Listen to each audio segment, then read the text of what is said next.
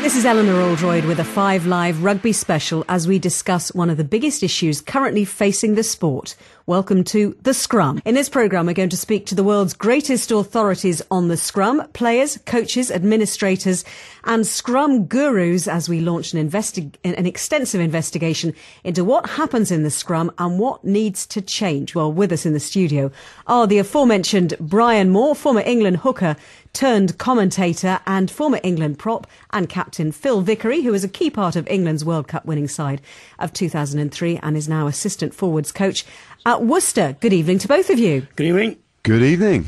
I feel very honoured to be in the middle of you two great gentlemen, or perhaps I should be out on one side of you, Brian. Does that mean you're the hooker? Yeah. You can keep your hooking status if you like, and I'll just be one of the props. Look, I mean, Brian, we know that you care very passionately about this, and you've given us a hint of it already on the programme, but why do you care so passionately about this? It doesn't give me any pleasure to say that I've been talking about this and how it would go for about 8 years and saying, if this is allowed to continue and you keep on ignoring these things, it will lead to this and it will lead to the other. And it has got there, and everyone else has caught up only in this sense because the people who don't necessarily know the mechanics of it are at least now faced with the consequences, which are a series of collapsed scrums where no one has any idea what is going on, who is to blame. But moreover than that, when you pay £85 for a ticket, you don't want to see 5 minutes worth of nothing happening, which is what the first 5 minutes were in the Scotland-Wales game. Give me some stats here. The Six Nations 2013 total 280 scrums, 63 were reset, free kicks 37, penalties 73, only 37% of scrums result in play being restarted. 57 of the scrum penalties were in kicking range. And it used to be the case that scrum, and it still is the case, at lower levels and in the law, scrum is supposed to be a way of restarting the game quickly, fairly and safely. And they are now penalty machines at that level, and they were never intended to be like that.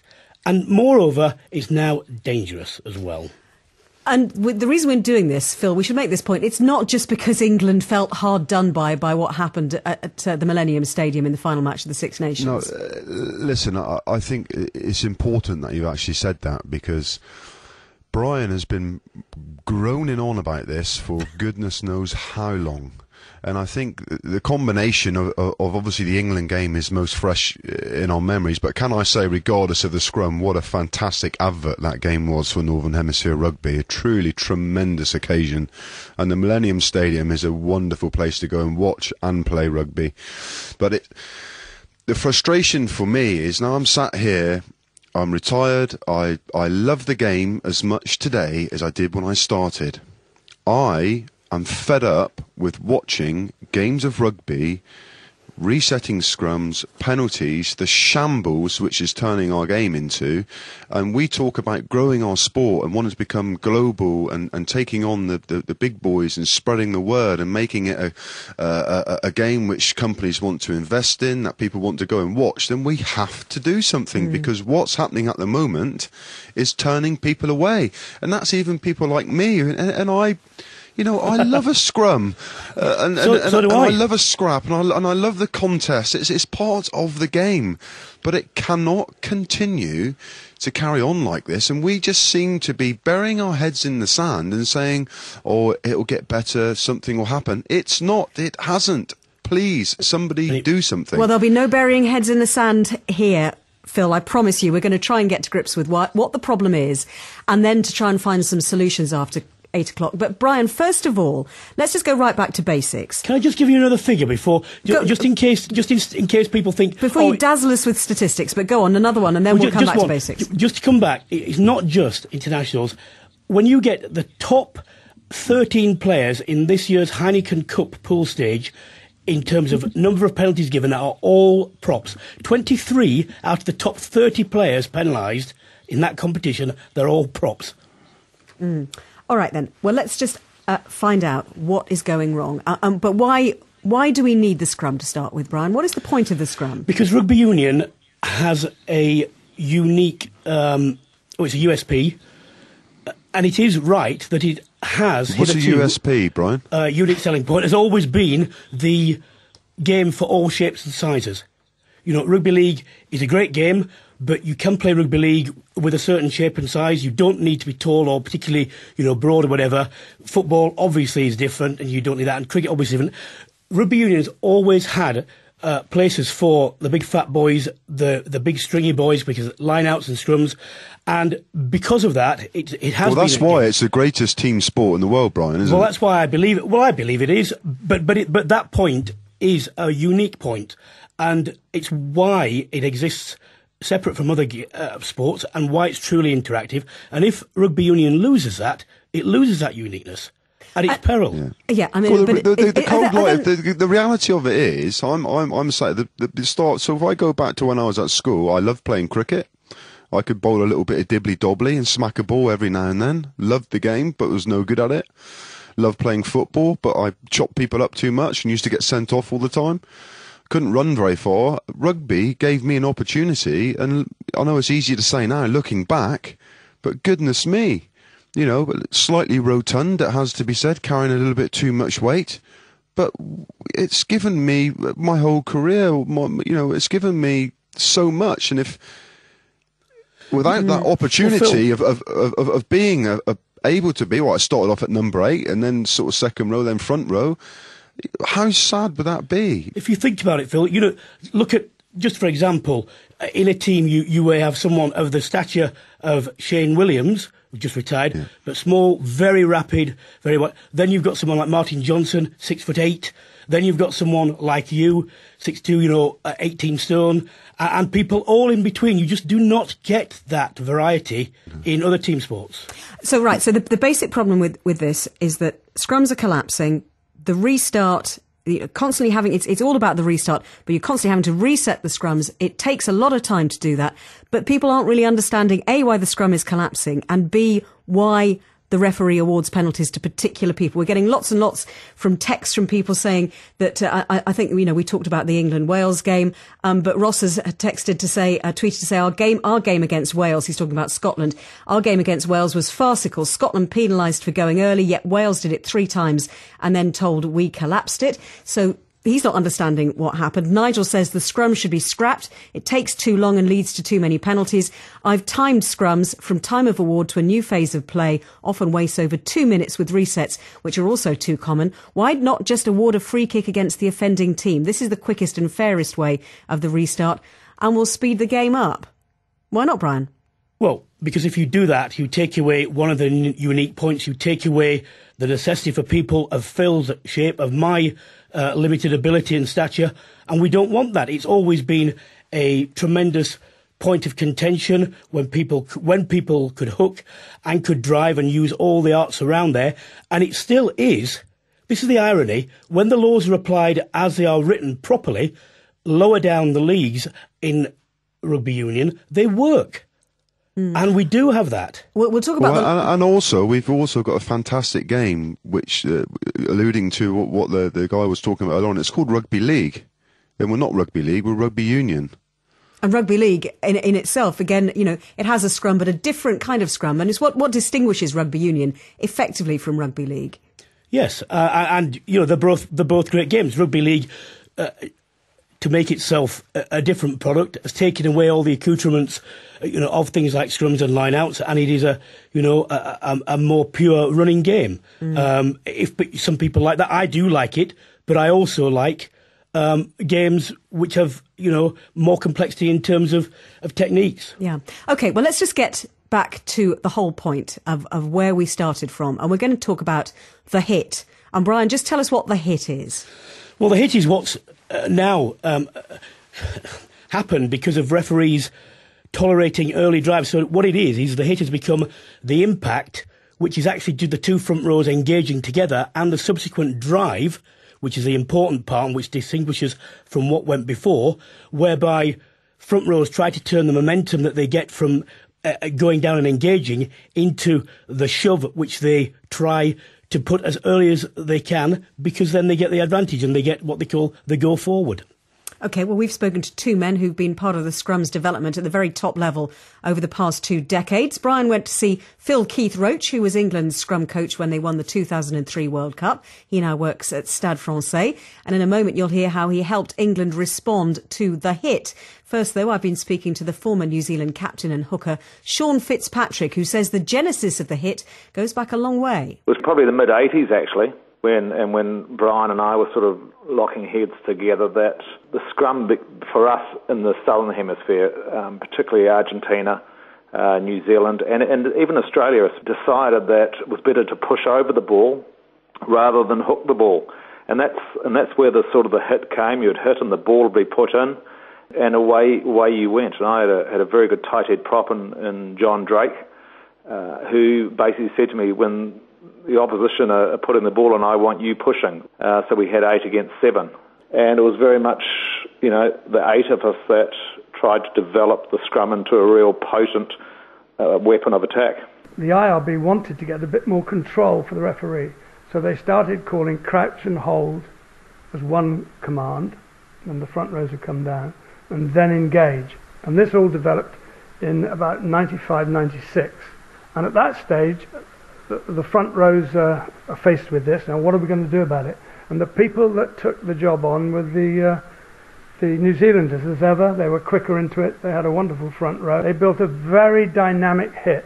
They stood their half-back marshal. The front row was Ollo Brown, Sean Fitzpatrick and Craig Dowd. They didn't have heavy locks, but they produced tremendous power. They got Marshall ready to put the ball in on contact. Basically, they just started driving over the ball. They went to South Africa. They won 4 tests for the first time in their history. And for about 18 months, they were dominating. The players were probably a bit smarter in terms of the way they worked together. It was an 8-man scrum rather than a one-on-one battle. And, I got a clip around the air a few times for trying to take on a one-on-one battle rather than thinking about the whole team. Do you think that you maybe pulled the wool over the referee's eyes just a little bit at the time? Yeah, I think so. And I think the referees knew that. I think the referees knew what was going on. And as long as it wasn't affecting the game and the scrums weren't collapsing and people's well-being wasn't being endangered to a great degree, the referees just let you get on with it, really. Now, if you're an opponent, you immediately say, what are we going to do about this? We're going to meet them on the hit. So we were buying similar scrum machines to them. We were trying to, how can we build up the force of our weight? We began to see the dynamics of what they're doing, and then you end up with both sides doing it. We know now the focus is on the hit, and we're talking about now through to 2003. So we're all, as coaches, building up on the hit, and it's all going relatively well because it hasn't become too extreme. But scrums are starting to go down, and collapses are incredibly dangerous things. So the IRB is thinking, now what do we do next? We better introduce better controls of engagement. So they say crouch, touch, pause, engage. But in fact, that focuses on the hit. Everybody works on the hit even more. They insist the ball's put in instantly, which means on contact, and the focus goes increasingly on the hit. It gets even worse. So what do? They take out the pause and they get to crouch, touch, engage. What are they doing again? They're focusing on the engagement. The halfback is to put the ball in instantly, and the pressure and the build-up of the forces get bigger and bigger because the guys train more and more. But the instability of the point of contact is actually becoming dangerous. Well, Phil Keith-Roach was speaking there about how England responded to the hit from New Zealand, and you also heard from Sean Fitzpatrick, legendary All Blacks captain and hooker. Phil Vickery, give us your perspective of how the scrum changed and developed in the build-up to the World Cup in 2003. Well, I think I feel very privileged to have gone through that progression, and at the time probably not fully understand it. But can I say first and foremost, and I think it's important that I get this point across, Phil Keith-Roach was a very positive coach of the scrum. We didn't talk about how can we find a way around a rule, how can we trick a referee, how can we try and manipulate something. It was about us being strong, being powerful, trying to produce a scrum which moved forward, which the scrum half could put the ball in, which, it sounds silly, I was thinking about it today before coming on. We used to practice a hooker hooking the ball with a tap with the scrum half, which isn't done anymore. But it was about creating a scrum which was moving forward, positive, back row, up, number 8, Lawrence Delalio around the corner, Matt Dawson. So everything was positive. And we kind of bought into that because I had the experience, I think, of 98 as a young man going across to New Zealand and playing in, against Australia, New Zealand twice, and South Africa. And those guys were a long way ahead, and we had to change our attitude because we were just, at that time, big, heavy men, and we always used to get away with it. The old England pack were big, we can, brawl more, big men, but suddenly these clever, astute Antipodean friends of ours have worked out, we can become more powerful and more dynamic. And as the power increased, I mean, Brian, from you, from a hooker's point of view, the skills that you had as a hooker when you were playing were pretty much lost, weren't they? I mean, just explain what a hooker is actually supposed to do. Well, a hooker is supposed to hook the ball backwards into his side of the scrum, and normally if the ball is fed straight, you need to take all your weight on a non-striking foot, dive forward and round, for which you need a completely stable and steady scrum. What it's been transformed into, because referees have allowed on engagement people to hit down and then immediately drive illegally early, and that law is still there. You're not supposed to do that. It's become a case of doing that, getting the go forward, as they say, and then the scrum halves are not being penalised for feeding the ball not straight, and they just shove the ball straight back down. So you don't actually need hookers. Don't hook as they used to. They walk over the ball. So it's a bit like a tug of war in reverse, so to speak, isn't it? It's like a rugby league scrum with pushing. Right. So the ball is effectively static, is it? Once it's just the scrum is pushing one way or the other, and it's a question of where the ball comes out. And this is one of the, on the side of the team that's pushing harder. Yes, this is one of the problems. If you get to drive a long way, the ball will come out of the back. One of the problems for teams who are under pressure now, though, is that when they feed the ball not straight, unless they can actually literally feed it straight to the number 8's feet, if they get pushed backwards, it gets stuck in the scrum because it's not been hooked by a hooker down a channel, and their scrum then implodes, and there's no way that inferior scrums can now get out of trouble, say on 5-yard scrums, and they're in a lot of bother. So one of the problems is, when you start, if you feel you're under pressure, you don't want the referee to get you in a position where he's going to think you're doing it all the time. So that's why anyone gets in a bad position on the hit, they just collapse. And talk about what happens when the scrum collapses, Phil. I mean, I know that you retired eventually, didn't you, because of problems with your neck. Was that as a result of the scrum collapsing? Well, there were lots of occasions when, and there'll be front row forwards and rugby players up and down the country listening to this and saying, they've had similar experiences. The issue with a scrum, if you could imagine in your head where you've engaged in a scrum, you've got your arm around someone, you're trying to bind on so you're very isolated, and your neck is you are exposed. When a scrum collapses slowly, the margins of error are, you can control and you feel like you have a chance. The big issue with today's scrum, whereas when I first started, we went into engaged in the scrum, settled, because the law of the game does say that the scrum has to be stable before the ball can be put in. So you couldn't actually push anyway because you would get penalised. So you got down, you built pressure, you got into a good body position. Now all that happens in a thousandth of a second. I'm sure Brian will have some stats on it, but it all happens in milliseconds. So you've got all that power, or one slight error of judgment, and well, I don't even want to think about the consequences of it. Well, and, of course, undoubtedly it was my choice. I played the game, and as Brian, and you know what, you can play any game, that you will always have an accident. Something will always happen. It's a contact sport. You're exposing yourself. But I defy anybody through my playing career. I was never asked about scrum from any governing body of what my thoughts were about it. Not that I was the best scrummaging prop in the world. I was never given an opportunity to. And in reality is, for me, people who make these decisions, I don't, on rules and on engagement, crouch, set, pause, touch, whatever it is now, I get confused by it all. I just find it ridiculous. Let's get the perspective of a current forward now. I've been speaking to the Saracens and England prop Matt Stevens, who told me there is a will amongst players to get the scrum right. I'd like to see a little bit more work done by referees with the clubs themselves. I know they are doing it a bit more, but just getting a bit of consistency there. I think they're doing it. They're working hard to get it right. But if we can work together to get a bit more consistency in that area, I think it will do a lot to improve the scrum. How often do you actually see the referees down at your training ground? We do actually see the referees quite a lot.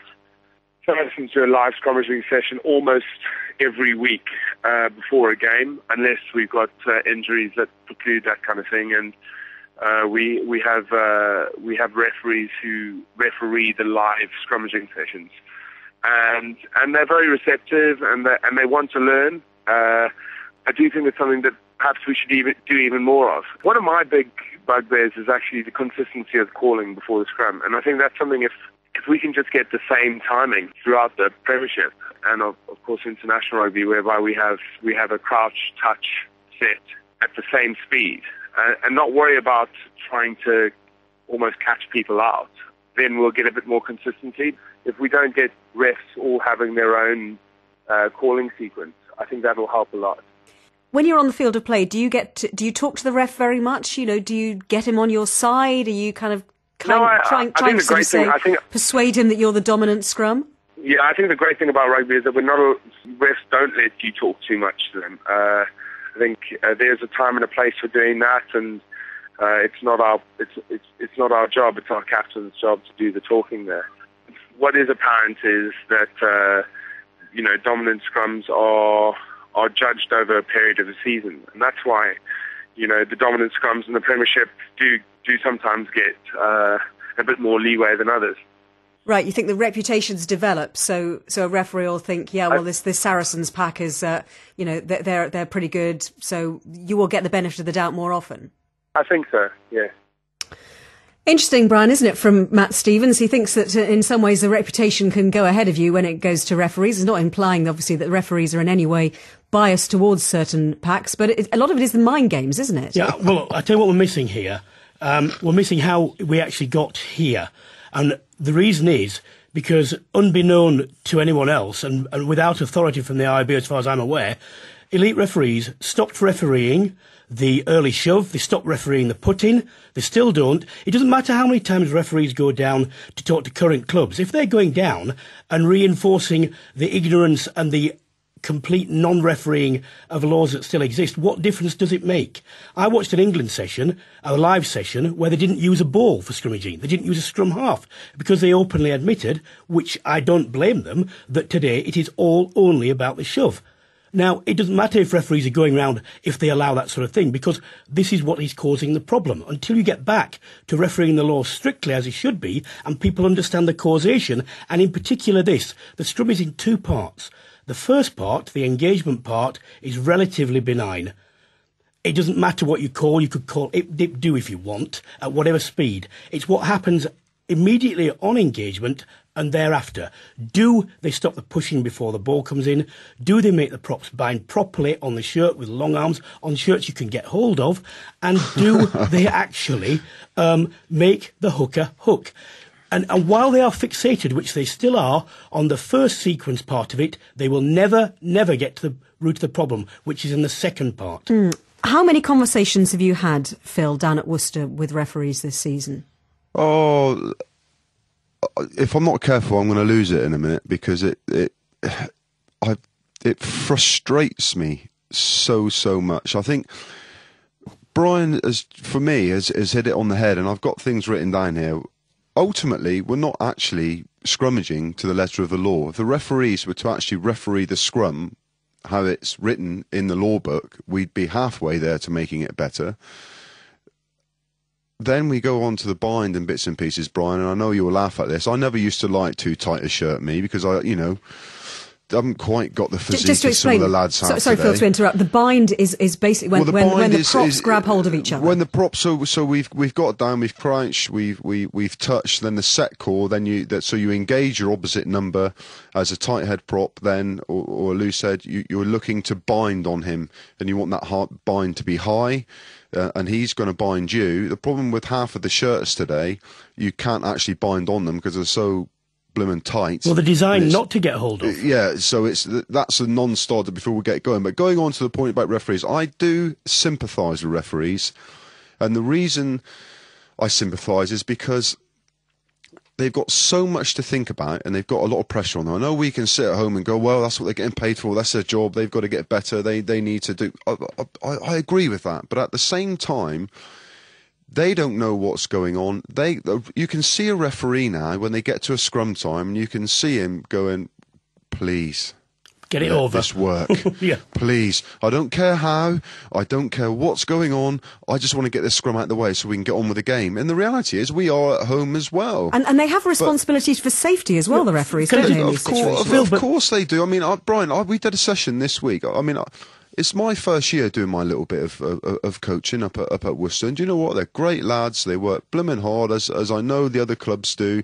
And a referee came in, and I won't mention names because it's unfair, which they do regularly at Worcester, and we promote referees to come in and to sessions and to referee and to see what we're doing, give us advice, feedback. And without wanting to get too technical, because I don't want to bog people down, but when you set up in the front row, you want to get your inside shoulders out from your hooker, so you're creating a good platform for the other team to bind on.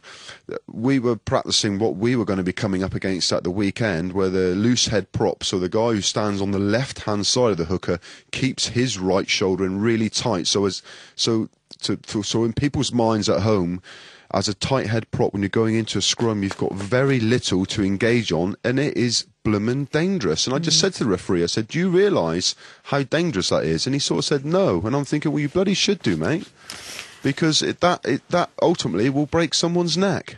Well, we'll hear in a moment or two exactly what the IRB are already doing, or are doing at the moment in a tournament that's been going on this month, to try and maybe solve part of that solution, or part of that problem. Briefly, to you, Phil, this business about changing the engagement process every other season, I mean, the rules seem to change. They do seem to change every season, don't they, pretty much? Well, the reality with that is the IRB have created this problem, and they're trying to gradually sort it out without sort of identifying that they're responsible for it. And it doesn't help for continuity, and that doesn't matter if that's in sport or home, kids' routine, business. You do need continuity. But I'm telling you now, continuity has to go out the window if we are to get the scrum back into our game, and for it to be able to compete at the highest level, and for people to be interested in it and to keep our game moving forward. They have got to do something pretty drastic. OK, we're going to be talking to a member of the IRB's council and Scrum steering group in a second. We'll also hear from Nigel Owens, international referee, in a moment. And we're going to try and go in search of solutions for the rest of the programme tonight. We heard earlier from Phil Keith-Roach, who was England's Scrum coach when they won the World Cup, and he gave Brian this Scrum solution. The answer for the IRB is staring it in the face, but it tinkers around these edges. I don't care what method they use to engage them. They can use crouch, touch, engage, fine. But the scrum must be square and stationary before the ball's put in. If they could divide it up, the problem is solved. I'm not just saying it. I do it at training. I tell the guys, right, we're not having the ball in until the halfback agrees. Do you know you have no collapses? You have live scrummaging practices with no collapses. The question is, how long would it take to fix this? And I think it would only take a month. You could change it for the next game by saying the ball will not be put in until the scrum is square and stationary. Players will respond to exactly what the referee asks them to do. Well, on Sunday, 5 Live had commentary on Saracens' win over Harlequins in the Aviva Premiership, and despite the new artificial pitch, there were some reset scrums still. So at half-time, our correspondent Ian Robertson caught up with the RFU's head of referees, Ed Morrison. I think the first thing is, Ian, we could do many more good pitches, playing surfaces like this. I think that will help. And then it's a question of, we have to remove the hit at the game end of the story, really. That's the key to it, and I think that's what the powers that be are looking at this moment in time. You're an influential man there. You accept that at the moment it is very disappointing, week in, week out. It's a problem in the game, Ian, there's no question about that, and I think that's why the lawmakers are looking at it at this moment in time, and hopefully they'll come up with the answers to the problems. That's got to happen, I think, for the good of the game. Well, that's the RFU's Head of Referees, Ed Morrison. Let's get the view now from the International Rugby Board, joined by the former Scotland flanker, John Jeffrey, who is a member of the IRB Council. And pertinently for us tonight, he's a member of the IRB's Scrum Steering Group. Good evening to you, John. Good evening, Eleanor. Good evening, Brian and Phil. Good evening. Good evening. Thanks so much for talking to us, John. Your view, first of all, on the current state of the Scrum, particularly in the international game. I think everyone recognises there's a problem. Yes, I think absolutely everybody does, and you're quite right, Eleanor. It's the tier one, the international level is the worst. But as Brian quite correctly said earlier on, and I hate to disappoint him, but I agree with most of what he was saying earlier on, which from the other side is quite good, and it means that we're all going in the right direction, because the Scrum is a blight on our game at the moment, but we from the IRB have been working on it for a while. Now everybody will say that this is too slow, but we're doing it firstly from a player welfare process, because, as has been mentioned, that the impact is colossal nowadays, and how on earth there's not been a more serious accident at tier one level, I have no idea. The impact, I know Brian was quoting stats earlier on, but the impact now is twice the level it was when we played 20 odd years ago, and that is just unacceptable. So 3 years ago they asked University of Bath to work on a project, and that's when the Scrum Steering Group was set up, how they could measure the impacts, and we're getting to the end of that trial now. Hopefully the end of that will come in 2 weeks' time, when they've been measuring the forces of the impact, and we will then go, hopefully, depending how the results from the Pacific Rugby Championship, which we'll talk about in a minute, with the new engagement process, we'll move forward to a global trial that will hopefully sort it out, but I couldn't agree more that it has to be sorted. And just tell us about what you're trialling at the moment in the Pacific Cup. Now, that's the A teams of Fiji, Tonga and Samoa. What have you done? That's them playing against the A-team franchises in Australia and New Zealand. Right, okay. So what we're doing is we're going for what is a passive hit, or a passive engagement. I apologise for using the word hit. That should be taken out. It's a passive engagement. It's going to be crouch and bind, and then they will not release the bind like they're doing at the moment, and they will just basically fold in. So the impact will be out. The scrum will be square. Once they bind initially, that bind should be there. It should be kept. So it should be a stable, square scrum, and then the ball will be put in. Brian, I think you wanted to have a chat with John. 2 points about that. Yes, it will lessen it initially. However, there is also this possibility, and I'm sure Phil will concur on this. If you let props get hold of each other as they're going down, although they're not supposed to pull each other up and down as they are in the process of it, I'm willing to believe at some point they will. However, the other point is this: whilst it will lessen the initial impact because you're not going down from as far, the essential point, and this has to be realised, otherwise all this is a waste of time, is if you allow the front rows to push immediately they come together, you will get the problem lessened for a while. They will find a way to build the power back up again. The most essential part is the rule that is actually still on the book. And if they don't understand that, they won't get it right. These things will work partially. All you need to do is make sure that goes in combination with no early shove, square and stationary, and a straight put in. If you get that, it will work. It won't work unless they're there. And I want something, John, do you accept that that's the causation? Brian, I couldn't agree more. I would love that to be, and that's what we're intending, taking it through. Absolutely. So you're going to tell the referees on this passive engagement they are also to enforce the law strictly as they're written. That is the intention of what we're doing. Brian, what's going to happen is the Scrum Steering Group will put a recommendation. Can I ask a question, John? Yes, sorry, Phil, yeah. Why are they not refereeing the laws now in the game? Well, I've spoken to most of the Tier 1 coaches in the last 6 months, and believe it or not, none of them want a straight put-in, which amazed me. Since when did they make the laws? Yeah, but I came on that I was determined, I'm like yourself, I want a straight put-in, I want a stable scrum. First of all, I want to get the hit out for player welfare, and then secondly, let's have a contest, because as you rightly said, rugby union is unique in that it is a game for all shapes and sizes, and the scrum is integral to that, and we need to keep the scrum, regardless. So if we can take the hit out of it, the engagement out of it, get it down the middle, then I genuinely believe that we have a chance of solving this problem. I don't understand why coaches would not want to have a straight put-in at the scrum, because surely that's what makes it a contest. Yeah, because the coaches say they want to guarantee the feed.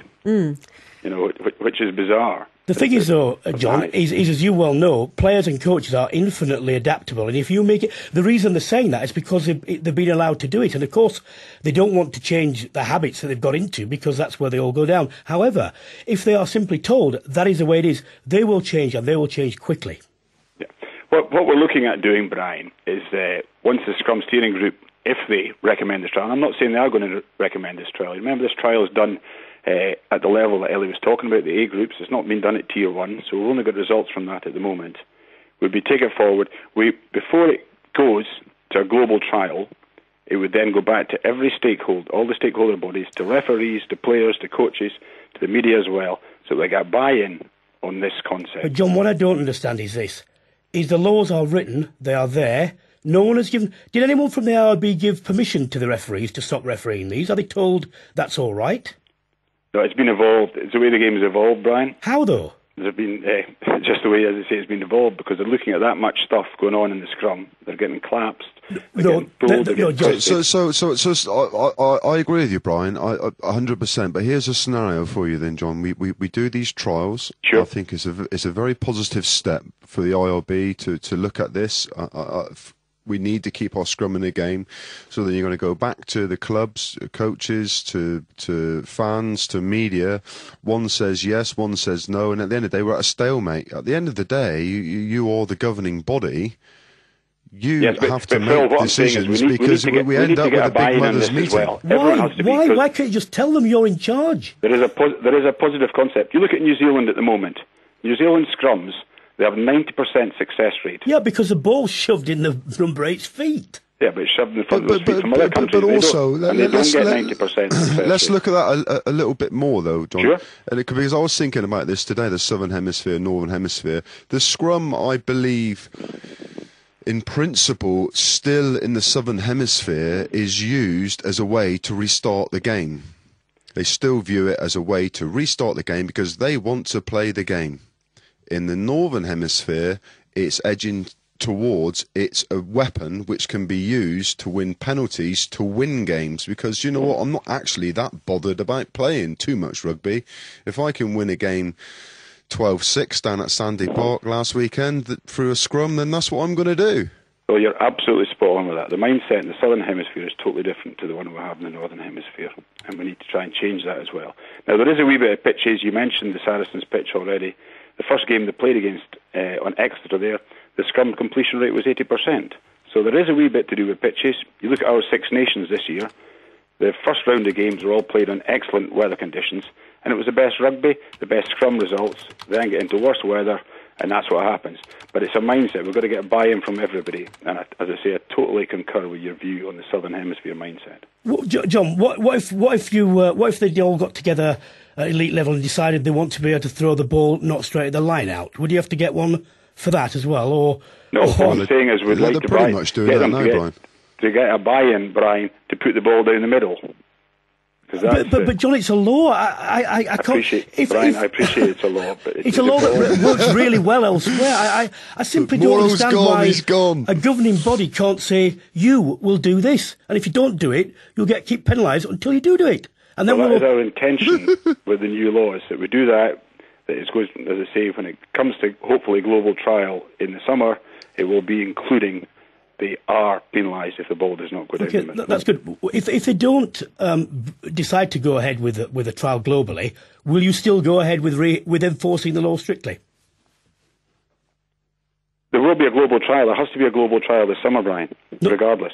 Because if we don't have a global trial, we then cannot put it in law, because it has to be in law. But even if laws have to be made a year in advance of the World Cup. Understand that. Even if you didn't go through with the new engagement sequence, why does that have to be linked, or does that have to be linked to enforcing the laws as they are now and still should be? It's to be linked in at the same time. Why? Because it makes sense to link it all in at the same time. Because it's not been happening at the moment. They're still there. I don't understand. It's not happening at the moment. Well, in the same way, Brian, is that you're not allowed to shove before the ball comes in. Well, that's not being refereed at the moment. Well, tell them to referee it then. Say you will referee this. You're in charge of you chair the appointments committee of the referees. You're not going to get picked if you don't do this.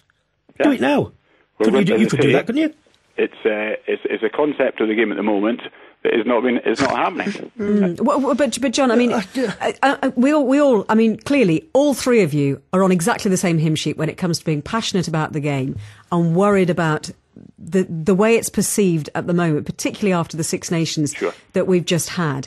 But I mean, one of the tweets we've just had says from BR Stout, why are the IRB waiting for the measurements of the forces in scrums when John Jeffries has just said they're too high and dangerous? As Brian says, you know, why can if everyone basically agrees, why can things not happen now? I tell you, well, Ellie, first of all, for a trial, you've got to let a trial finish, or legally, if we went ahead and made a change until you get the results of these trials, then legally, if somebody got injured, there'd be big problems. So you've got to see a trial finish and get the results of it. So that's why we can't do it ad hoc.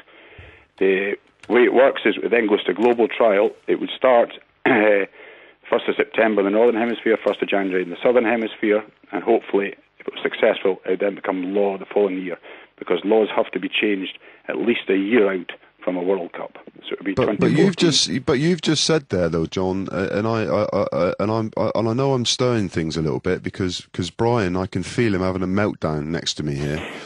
We talk about the trial and we have to do this, whether that's welfare or the legal side of it, and before it goes into law. Well, the law actually doesn't mean anything anymore, does it? Because we are not following the law today as it stands anyway. So how is that going to change? Because they're going to be told to change it. In the summer, that's what's going to happen. So why can't you tell a referee this weekend, Worcester Warriors, when we're scrumming and they're pushing before the ball and the hooker doesn't hook, why can't you ring up whoever's refereeing and say, you've got to referee the laws of the game, or else that's it? Just a final thought on that, John. I mean, I think that, you know, the frustration that you can feel is that everyone wants it sorted now, and we can understand that these things, you know, don't just happen overnight because we're talking about a global game here. But what is your hope? I mean, what would you like to see at the World Cup when it comes around, you know, when it comes to scrums? On scrums, I would like to see a 90% success rate on scrums. Quite simple. And they stay up, and the ball, time is not wasted at scrums. You have a contest, both hookers are allowed to try and hook for the ball, it stays up, and the ball goes out, and it gets out along the back line. Listen, John, thank you so much for coming on and allowing the guys to have a go at you, because not a problem. Thank you, John. It's a really good debate. John Bye. Jeffrey, who is a member of the IRB Council, and he's a member of the IRB's Scrum Steering Group, who I'm sure has had food for thought this evening. Let's bring in a man who I think we can probably describe as a world authority of scrummaging. Topo Rodríguez is a former international forward with Argentina and Australia, and in 2012 he published the book The Art of Scrummaging, which took 15 years to write and is considered the defining work on scrummaging. Good evening, Topo. Good evening, Nilla. I'm nowhere near what you described me. Oh, well, no, I think you probably are. I mean, I think the three of us here are fans, but not authorities like you. How much of a problem do you think that there is, Topo, with scrummaging at the moment? Well, we have a serious problem. From the beginning, we are not all together, so that is difficult. And we don't have leadership, which is what may bring us together, liking it or not liking it. So that is one hell of a problem. We are competing with other sports, and then the perception of spectators, mums and dads, is that if this is dangerous, I won't take my son to play rugby. Well, we've just had a tweet from Philip who says the hit is inherently unsafe. Just ask any doctor. Well, it is and it is not. It becomes unsafe when you don't have the proper preparation, when you don't have the proper technique and the proper attitude. Okay. And that includes the referees, the coaches, players, and administration. Topo, it's Brian Moore here. Hi, are you well? Good day, Brian. Would you... I'm trying not to lead you here. Why do you think that the hit, so to speak, which, by the way, isn't in the law book, that word, what is the cause of that impact? Okay. The hit, to me, is a repercussion or a side effect of the development of the scrum. I'm going back to the 70s or post-70s when the biomechanics of the scrum changed. And I'm referring, that's the beginning of the dying of the hookers, because the scrum became, and I have to admit, This was, in a way, initiated by the Argentinian coordinated push, the Pumas and the San Isidro Club and all those, well known in Wales and many other countries. And the scrum started to get lower in order to get more powerful. Then, as you have indicated a number of times, the hooker became bigger, less hooking, more pushing, and then everybody sort of fell into that direction, not needing more hooking but more pushing, and then what happened is that's the way it went.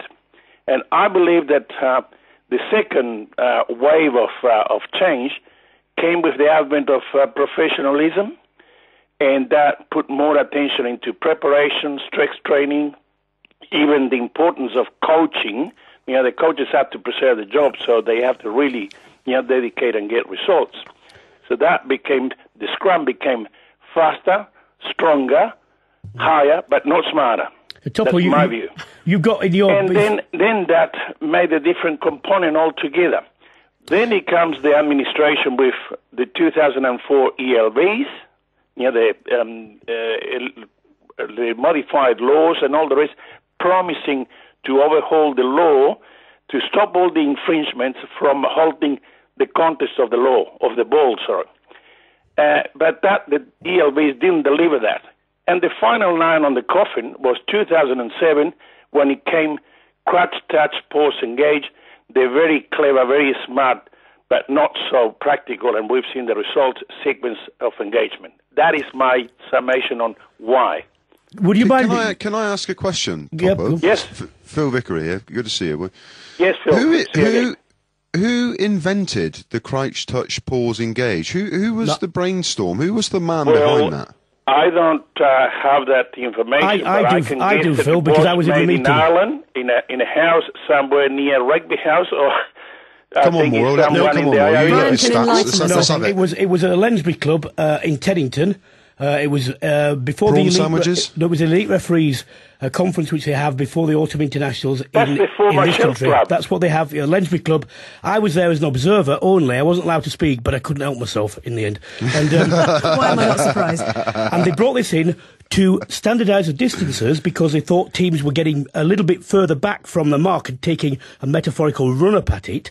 But what they did when this came in, and I don't know why, at the same time they totally abrogated any responsibility and stopped refereeing the early shove law. And the combination of these two things, the focusing of the hit on the engage and allowing to drive straight away, causes... Do you remember this from Kovas Misaki in your book, Topo? Yes, correct. The most ignored rule, until the ball leaves scrum house hands, the scrum must be stationary and the middle line must be parallel. To avoid the hit-and-go scrums, they must ensure that the scrum is stable and straight so no team can gain an advantage, and the contest only starts when the ball is put in. Presented. Look, Brian and Phil and Eleanor, let me just tell you one little thing. Whoever came up with this idea actually had a sound base, and this is common sense, because the big cake, they couldn't digest the big cake, so they have to cut it in 4 parts, equal parts. But what they did is, the bull that was used to run around in a property was caged up in the shed. So that is why a pack or both packs that couldn't display or couldn't get into pushing and hitting or doing all the things that we normally do, they just put all the emphasis after they engage.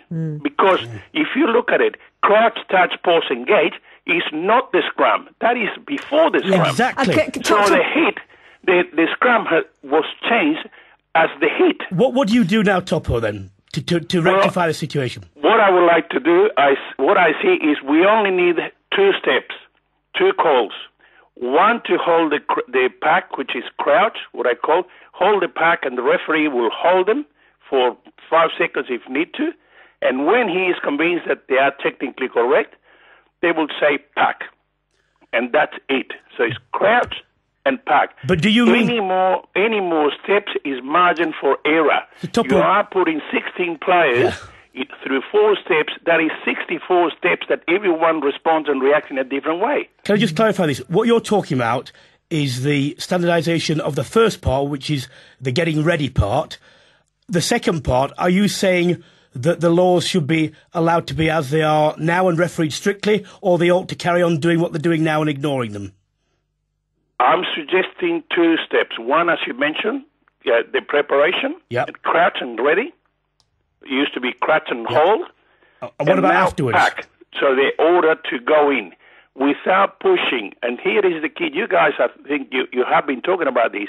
The push only comes after the ball goes in, and the referee should have the call when the ball goes in, so you just neutralize everything. And the ball goes in straight? If the referees are not following the law, you expel them. The ball goes in straight? When it comes to the law, what I find it really difficult to understand, in universal language, if you're in a traffic light and it's red, that means do not go.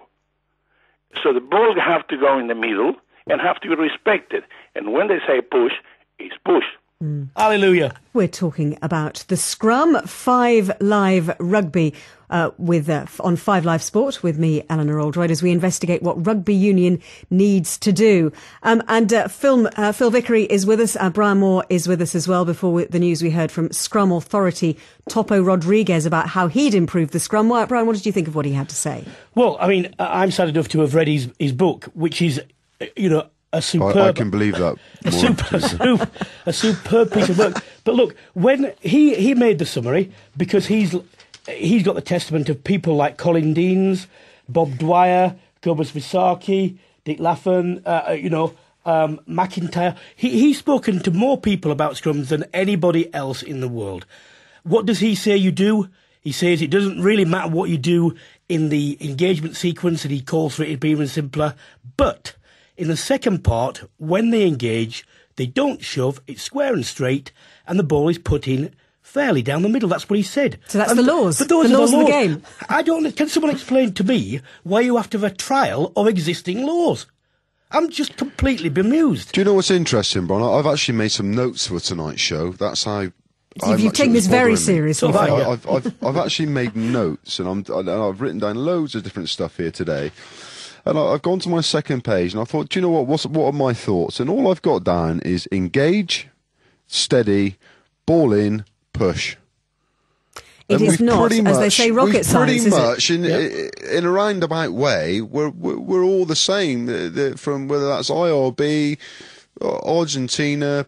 We are, Phil, but I tell you the difference, though, mate, is that I don't think the IRB understands, or doesn't want to understand, or won't tell the referees who don't want to understand, that the fixation on the first part, getting ready, is not the important one.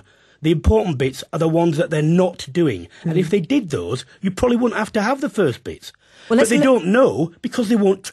I don't say won't try it. There's still laws. I tell you what happens if no one gave them permission to do this? They just started doing it. What if they decide they'll allow people to pass the ball forward then? We're on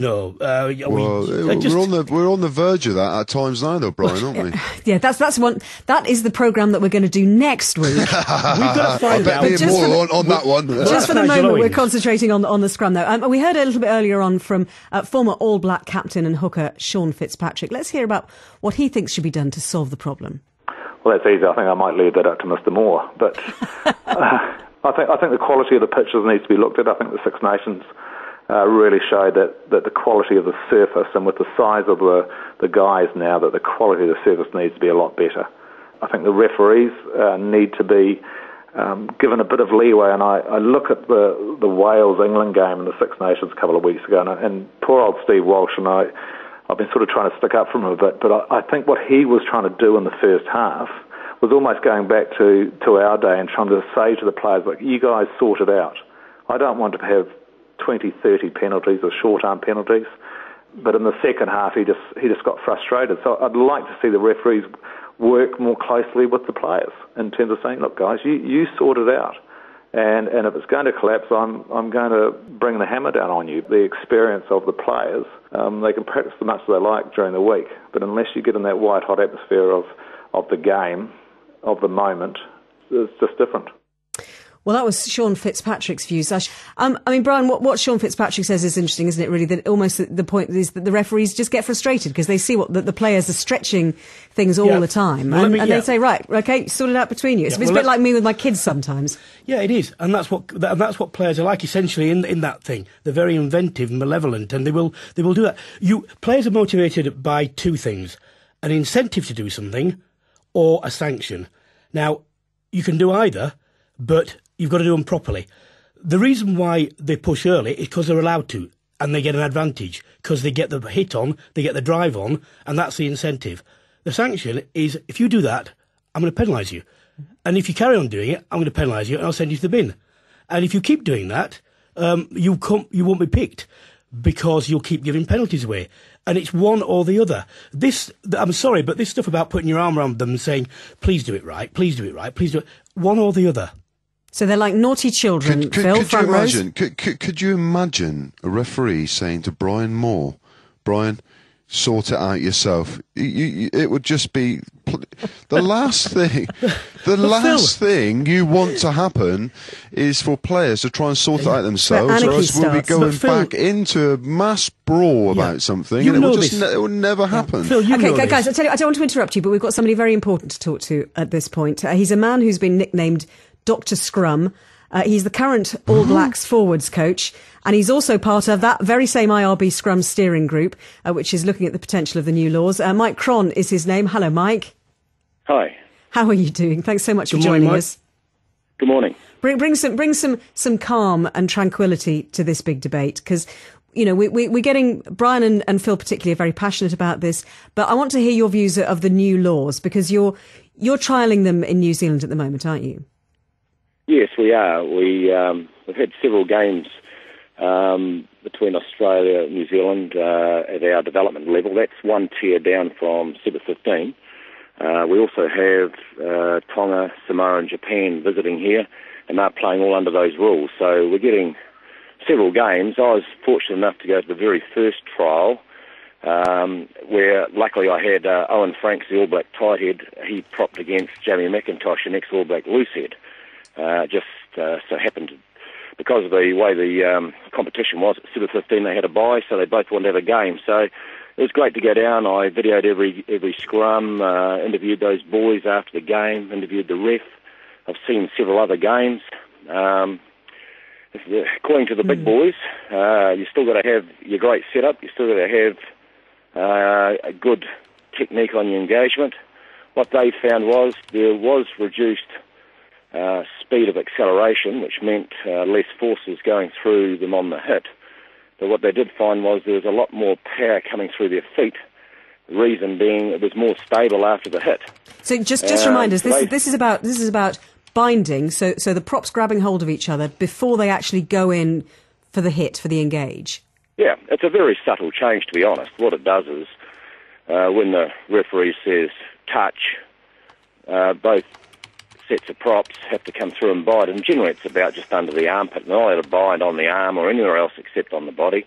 So generally all they can reach is about just under the armpit, and when the referee says set, they engage at full noise.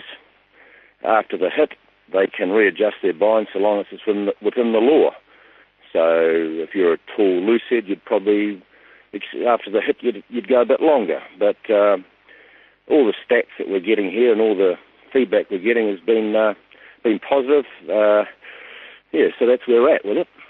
So do you think, in a way, we heard in the first part of the programme how the All Blacks led the way, in a way, with the hit, with powering up the hit in the first place. Do you think that you're now leading the way in the Southern Hemisphere to trying to turn the clock back, as it were, or trying to solve the problems that the hit has created? Well, I think what's happened over the years in the professional era, we've created an athlete that, like our average weight in the forwards now, I think it's about 114 kilos. And they're very fit, explosive men, and the forces they can generate are huge. And I think we've got about 1.5 tons going through a prop spine on the impact.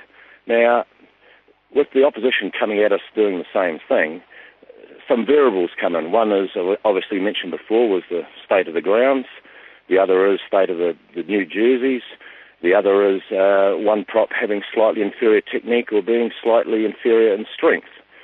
Any of those situations could end up in a collapse or reset or a free kick penalty. So what I think's happening is that the law has to now adapt and keep up to the modern day athlete. I don't think we can go back in time, but I think with the modern day athlete, this new system, I'm reasonably positive that this is the way forward. We have to address the situation where we can't have debacles like we've seen over the odd game recently, and for either the opponent, the referee, or the spectator.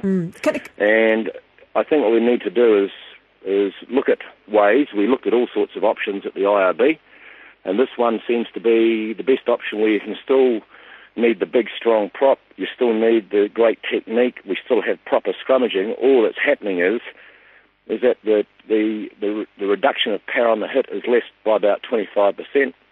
The speed is less, obviously, and there is better stability. So I think it's worth a crack. I'm interested in... But you talk about... Sorry, Brian, can I just quickly say, because I'm interested that you talk about the technique of props, and there is this image, isn't there, that, you know, that it's all about hitting hard and getting in there and it all being about power. But Phil, I mean, as you know, as assistant forwards coach at Worcester, how much technique are you teaching props at the moment to be better at what they actually need to do? Because, you know, again, as Mike says, if you've got a more technically good front row, you know, so like the front row was for Wales against England, that technique and that experience told in the end. Well, I think, obviously, technically, you're always looking to improve, and you're looking at other people, you're looking at what you're doing, but also it's about combinations. It's about the people that you're playing with, the people who are pushing behind you, looking at what's in front of you and what you're playing against, and maybe looking to adapt. But the principle of the scrum hasn't really changed that much. It's just the sequence of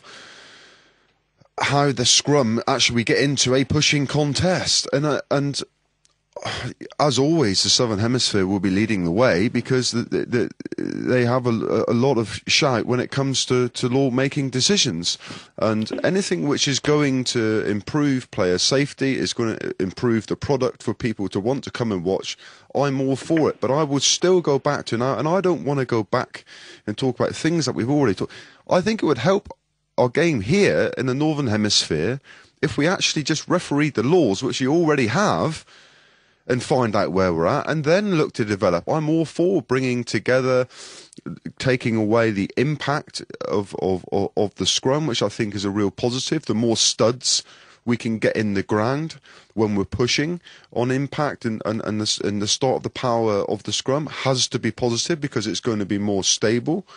But the referees and players and coaches, I want to be a positive coach. I try and be positive with the lads at Worcester, whether that's props, second rows. I try and get them to understand about the length of spine, looking at their muscle groups, which muscles they're pushing with. It's not just about neck, it's your whole length of your spine, your glutes, your hamstrings, your feet, using your neck, thinking about length of spine, pushing through, pushing in a positive way, in a positive angle.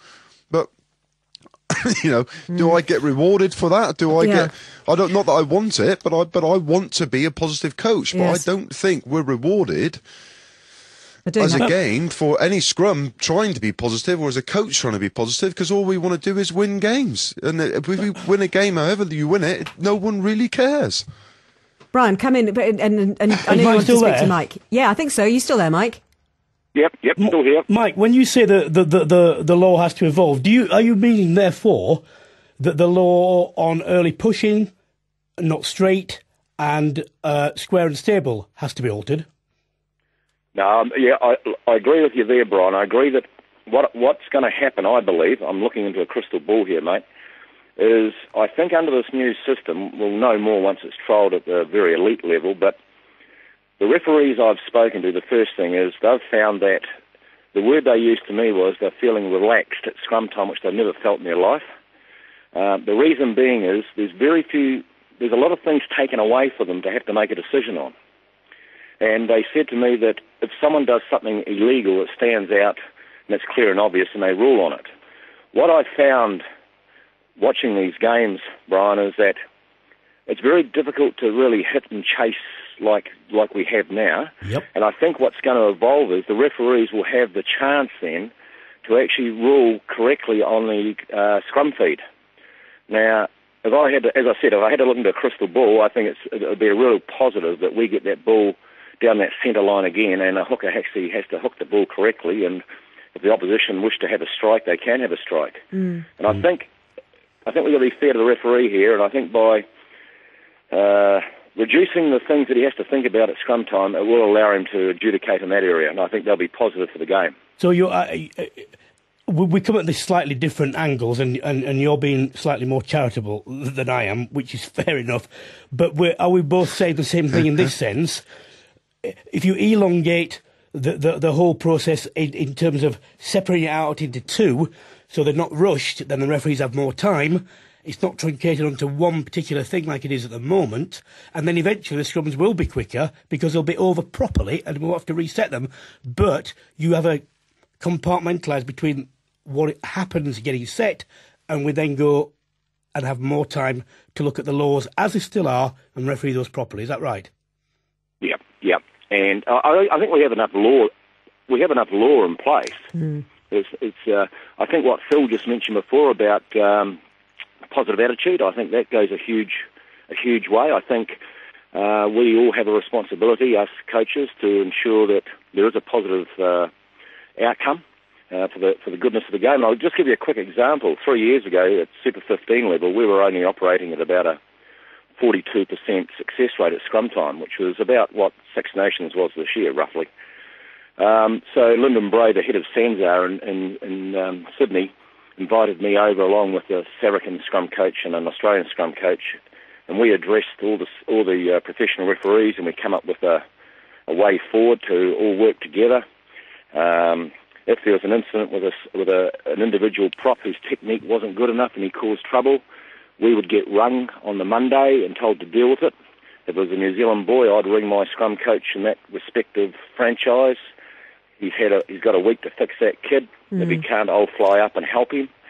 Well, we're operating now at about early 70s now, and I think that's through being the referees, the coaches, all singing off the same song sheet, all working for the right outcome, and we're getting really good positive results now through that. Yeah. The guy's got inferior technique, there's no place for him. That's bottom line. Fix him or find someone else. Mike, I think we're going to have to let you go, but thank you so much for joining us this evening. Really, really appreciate it. That's the All Blacks forwards coach, Mike Cron. Just 6 or 7 minutes to go here on this subject, and we can talk now to Nigel Owens, who is leading international referee, of course. Nigel, good evening to you. Good evening, how are you? I'm very well indeed. I know you've been busy this evening, but thanks ever so much for joining us. I know you've not heard the rest of the programme either, but I mean, just to kind of slightly go back to what we were saying before, from your experience, you had 2 matches in this year's Six Nations, didn't you? Italy, France, and France-Scotland. What did you make of the scrummaging that you saw? Well, certainly the first game, which was a great game of rugby. You had two sides who wanted to scrummage and got on with it, and the scrums. I'm not quite sure the percentage. I think the scrum was something like probably about 80% or 85% completion or whatever the stats were. So it certainly was not an issue in the game. It wasn't a talking point in the game, and it was a great game of rugby. And the scrums, as they rightly should be, were an integral part of that game and contested well by the both sides. And in the second game, they weren't as well. I think it was something like maybe 60% were completed or even a bit less. The weather was bad, the conditions were bad, the pitch in Paris as well was cutting up, which, not as using an excuse, but I certainly think sometimes the scrums did go down where it was nobody at fault, but on occasions as well then it was somebody's fault, so it was a bit contrasting really. I think the only thing I will say is, when you look, and I think you've got to forget the game outside the professional era at the moment, or outside the professional end of the game, because you go to the semi-pros or the community game below and the scrum is not an issue whatsoever. So the issue is with the professional end of the game, which is understandable, I guess, with all the coaching and the power that goes into it and the techniques and everything. But if you look at certain games, you take that France-Italy game, you take some other games as well all over the world, when the scrums are not the problem and the game is a good game of rugby, that will give you a strong indication that, well, hang on then, is there something wrong with the laws of the game here when we can have a game where we have two sides that want to scrummage and the referee also allows them to scrummage and deals with any issues? Then you can say, well, what exactly is wrong with the law here then, because these scrums are fine in this game. So I think there's a lot of reasons that need to be looked at, I think. Yeah, and I'm intrigued to know, Nigel, how hard it is, to referee a scrum in a hotbed of international rugby, Millennium Stadium, Wales, England, just to take one example. I mean, what are you looking for in an infringement when a scrum goes down? What can you see? What goes through your mind when you think, right, that's a penalty and it's to the side in red? Yeah, it's same as a principle of refereeing the game in general. You have to deal with the clear and the obvious. Now there are checkpoints we go through as referee. You look at the scrum and you can identify some issues in the front, whether it's an issue with the team or individual or the front six. But then also as well, sometimes, you can't guess. Once you start guessing what's going on, then you lose total respect and you lose the game. Or sometimes I've gone home and reviewed my game after refereeing it, and I look at the scrum, I look at the decision I may have made or the decision I didn't make, and I look at it again and I think to myself, I've looked at this now 4 times and slowed it down, and I still can't decide who's at fault. Are they both at fault? Is one at fault? Or is nobody at fault? Is it just the sheer pressure of when they engage has caused the collapse or any other issue? So it's difficult, and the pressure on you to make that decision is huge. But what you can't do is you can't make a decision on guessing a decision. You have to make a decision that you feel is as accurate as you possibly can be, and that's the only way. But the pressure on you as a referee is huge. But the only thing I will say as well, I think we all have a role to play here in coaching technically correct and coaching players well to scrummage. The front rows themselves have a huge responsibility to scrummage well, to scrummage within the law. And to scrummage honestly, Nigel, I mean, because some of them pushing it a bit. Yeah, exactly. And we as referees have a huge responsibility then to deal with negativity, either with a team or with individual. And if we all bite into that and do that, then I'm sure we can move this forward and make scrummaging an important part of the game and also a safe part of the game, but also an enjoyable part of the game as well. Word from you, Brian? Well, I don't mind. Go on, Brian. Nigel, who from the IRB gave the instruction to elite referees to blanketly ignore the put-in law, the early shove law, and the whatever? Because referees say to me that they're told to do this. They say to me that if they don't do this, they're afraid they won't get games. They'll be in trouble with the, club level, with the Premiership coaches, and they are representing to me that they have no choice. Who tells you to do that? Who tells us to ignore the crooked feed? Yeah.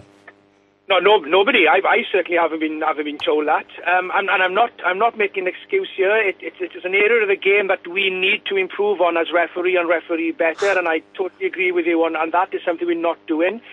It's not looking for an excuse. That there are reasons. Sometimes I go home, I look at the game, and I think to myself, how the hell did I miss that crooked feed? But then I'm looking at so many things going on. It's down the checklist of priority of what I'm looking at the time. Now, that's not an excuse. It's in the law, and we need to referee it, and we need to be better at it. But everyone on here, Nigel, has said the same thing, that if elite referees stopped truncating everything to the point of impact, if they made sure that the preparation bit was just that, and then when they engage, they weren't allowed to push early, they had to be square and stable, then you would have a lot more time to see everything. I agree with you. Why do it then? Because it's not as simple as that, is it? It's It is, though. It is. Yes, it is. It's not, I'm sure, Brian. If you did try refereeing a game, but you couldn't do it. Yeah, I've refereed one since, but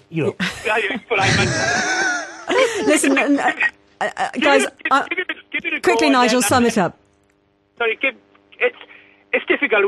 Regarding the crooked feed issue, it is an issue that we need to be better at, and I'm sure you will see an improvement with that as well as improvements with the scrum, with the trials that's going on now. We hope that they will go well, and we'll see a better outcome of it in the near future, I hope. Listen, Nigel, we really appreciate you coming on.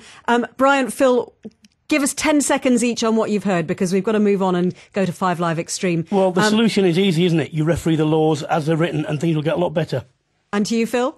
I agree with Brian, but I think that the lovely thing for me is just talk to someone from the Southern Hemisphere where they talk to each other, communicate, want to help, are positive in the way they go about their business, and talking to an elite referee which referees the glaring obvious. Wonderful.